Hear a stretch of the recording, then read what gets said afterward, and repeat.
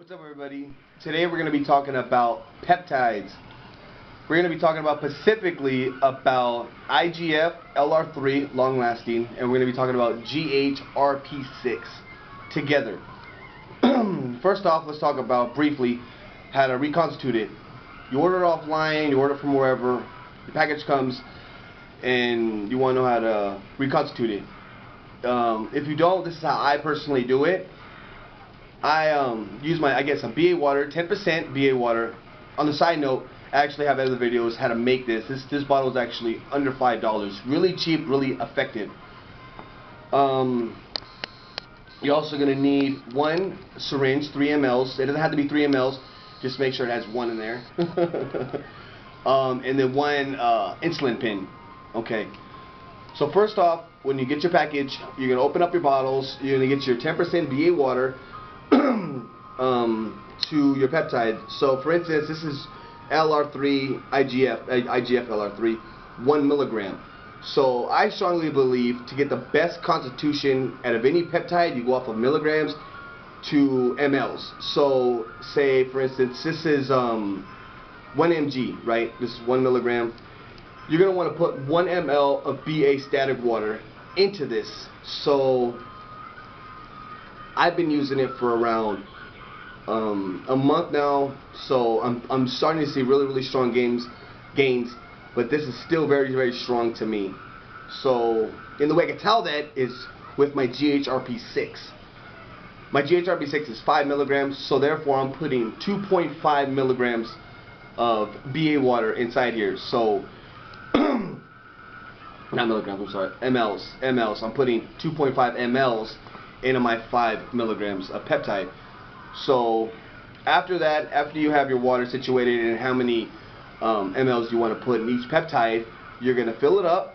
Say I use 0.5, I'm going to fill it up to 0.5. Everyone knows where 0.5's at. 0.5 mLs of your BA water. You're going to get your peptide. You're going to pop the top off, like here. You're going to pop the top off. You're going to get the needle. You're going to try to aim it for the sidewall of your glass peptide. When you push all the liquid, when you push all the BA water inside your peptide, you're going to want to swirl it, not shake it. If you shake it, you might potentially damage your peptide. So after you're done swirling it, you want to get all the clumps. You want to make sure it's really nice, solid color. Not a solid color, but right, almost transparent. So after, when you see no more rocks at the bottom, everything's ready, good to go. Now you want to know when should you take it, when shouldn't you take it. So let's talk about what I personally believe and what I personally do on a daily basis. In the morning, before anything's in my stomach, I get my igf-lr3, long-lasting IGF. I get my insulin pen, I drag it back to the 5. See right there, it's 5. So I shoot it. I honestly think that LR3, the long-lasting, should be shot sub-Q in your belly, 1 inch away from your belly button, either side. Everyone says that it grows out your intestines and all that stuff.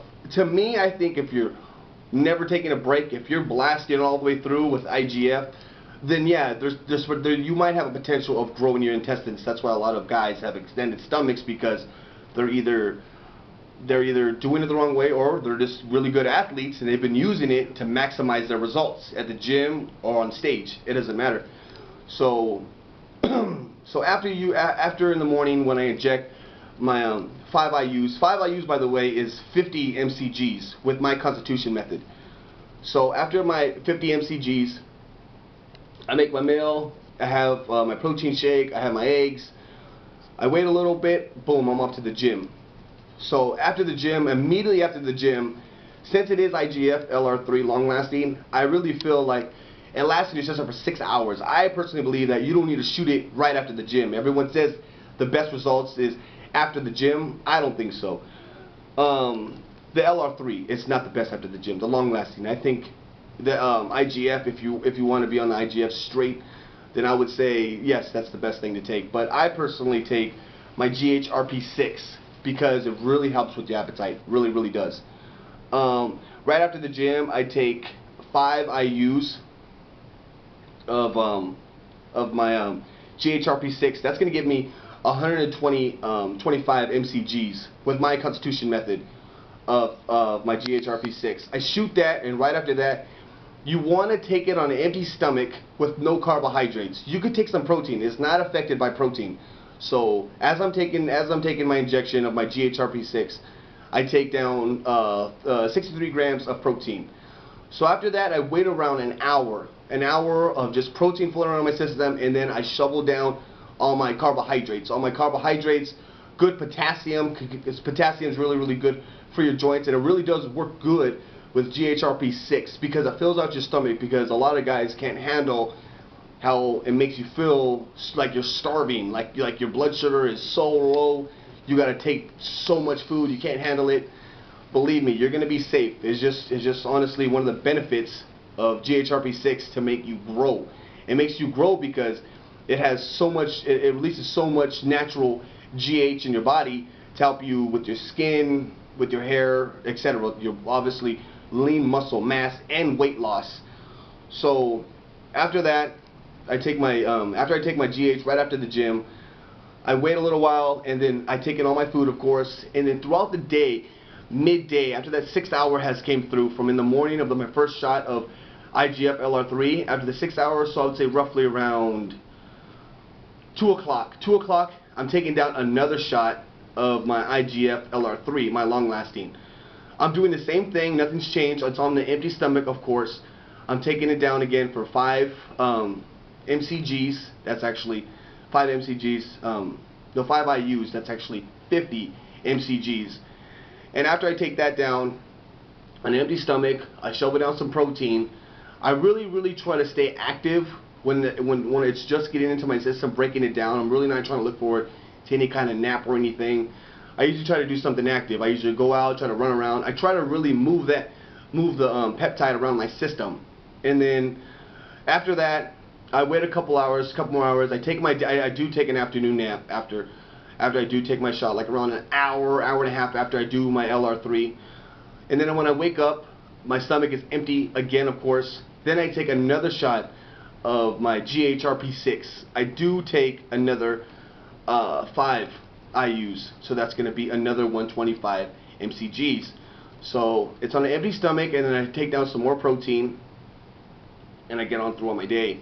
So I see the benefit in taking multiple shots of low dose of your GH is going to give you the best results. It's really hard for a lot of guys because a lot of guys are eating every 3.5 hours. I'm eating every 3.5 hours, so it's really hard to try to find your body at an empty stomach state. But that's what I'm saying. Take naps. Naps are really good for recovery. On the side note, side effects of IGF and your GH. I would say the bad side effects for your igf-lr3 is if you're ongoing with it for a long period of time, there is tests done that your body does age. It ages a lot quicker, and obviously your extended stomach, your bloat, it really does have a potential to really mess you up, even with your joints. A lot of people say it's good for your tendons and all that stuff. It really is. I mean, it did wonders to my tendons. But if you're ongoing with it, it does have reverse side effects. In your GH, I mean, I haven't had any bad side effects lately, besides you want to feel like you could kill a cow and eat his whole head in an hour. So other than that, I would say if you guys want to know where I get my peptides, what's the best peptide I think is out there, PM me on my channel, write and subscribe.